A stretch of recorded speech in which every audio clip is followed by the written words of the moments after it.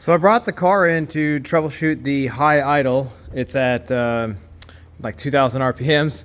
Lots of things online. Everybody at the race was telling me like, oh, this idle air control valve could be the issue. I oiled this whole system. I put too much oil in it like 3 events ago and just got oil everywhere.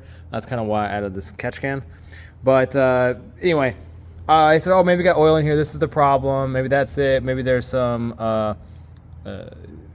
vacuum lines. There's a whole bunch of them here, and there's one there that goes in. There's a whole bunch of vacuum lines. Anyway, that could be the problem. Tested all that, wasn't the problem. I do have a few small cracks in this boot, but I mean, even taking the boot off, it still runs because, well, it's just getting air in there for the most part, so that's not a problem. Anyway, I didn't know much about this engines, and I just found out. They're like, oh, the seal in your idle valve could be the problem. Well, turns out that's where the idle valve is supposed to be, right there. And look at this. It was, I don't know how, look at that, it just comes right out. I don't know how this stayed in there, because everyone is saying this little O-ring right here, which this one is, oh man, that is solid, that is crusty. Anyway, everyone's saying like, oh, you know, that you need to adjust that. Well, that would explain why my car is idling like shit. I don't know how this didn't fall out. I was literally on the track, you know, pulling 2 Gs in the corners all weekend, race after race. This thing's at full throttle. Anyway, I think this is my only problem. Let's put this back in and see how she idles. If this is it, oh man, oh well. All right, the engine's cold, but this is like 1,200 or 1,100 RPM, and I've got this thing tightened in quite a bit, so it's like barely idling there. I'm gonna turn it back up.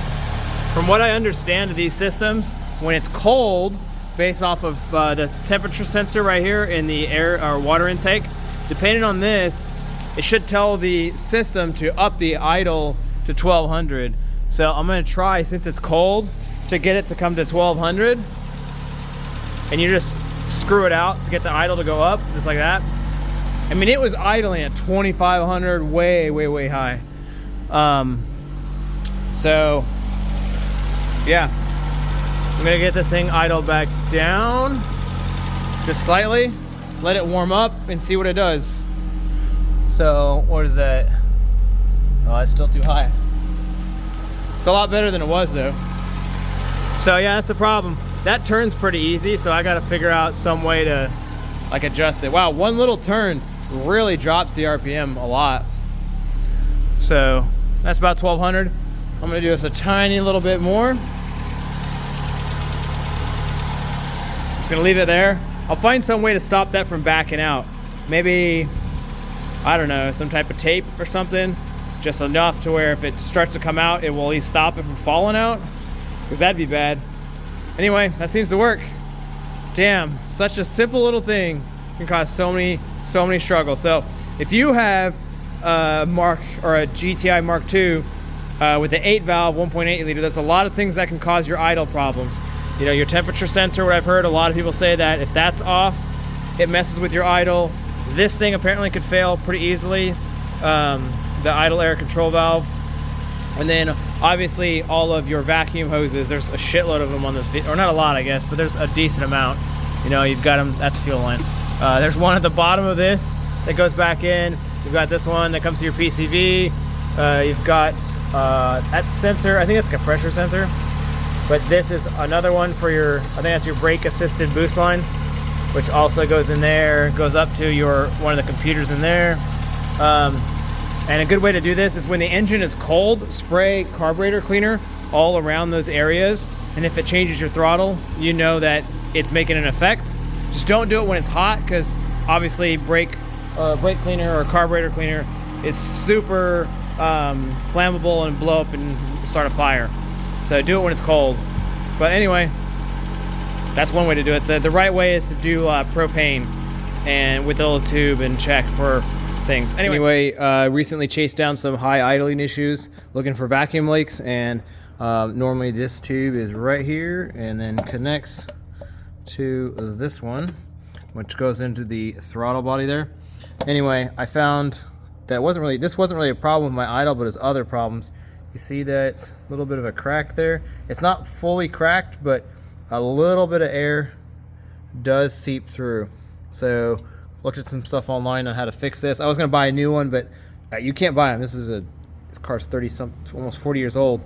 So, and you can get them used, but they're really expensive. But I think I found a way to fix them using Permatex. I'm gonna go get some, so I don't have any. But basically, you're gonna clean this with isopropyl alcohol or lacquer thinner if you have it.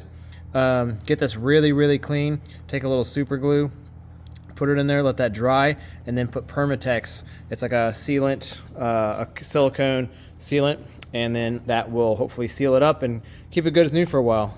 You see that mine has a lot of oil residue. Before one of my recent races, I filled it up a lot, a little bit more than it should, because I was worried about oil starvation, and oiled this whole thing. And we took it apart and cleaned it all out, but still a little residue in there. And I did add an oil catch can. But anyway, so let's get this fixed. I'll show you how to do it. So if you got an old car like this with crusty rubber pieces that you want to keep going, I'll show you a way to get it going. So let me get the tools and get back to the rest of the video and show you how to get it done. All right, so what I need to do is get in here and clean this for all those little sections that are cracking like that. I found a couple more on the back side too, kind of underneath this sensor, or not sensor, but that's it goes to the top of, or the back of the valves. That's my hand. Let's see. There's some cracks right there. Anyway, I was trying to figure out a way to clean this. Usually I say isopropyl alcohol, but what I'm doing is for right now, I'm just taking, I have this carburetor and throttle body cleaner, and using this broken bit that I have, and you can see how dirty that is. So just spraying it a little bit in there, putting this inside of that so it's nice and thin, and then running it through there. This is really hard with one hand. And you can see how much stuff that's taken out. So I'm going to clean this all really, really well. And then I'll show you the right kind of Permatex, which is the sealant you want. And we're just going to basically put it all in there so that way it seals up all those cracks. All right, so you finished cleaning it with your throttle body cleaner. That's what this is. Lots and lots of just absolute junk. And then I used 99% alcohol, did it again, so it's really nice and clean, and you can see there's lots of small cracks all over the place in this thing. It's kind of hard to show on camera with one hand, but anyway, once you have all that cleaned up, you don't really need to clean the inside because I'm just going to be applying this to the outside. It's not completely split. If it was split, from what I hear, you just put a little super glue in there, and then after that dries, then the best thing to use is Permatex 81158. This is a little bit hard to find. The auto parts store only has this, which is gasket maker, but went to True Value, and they had this. So I'm gonna take this and apply it liberally in here. So let's get that part done.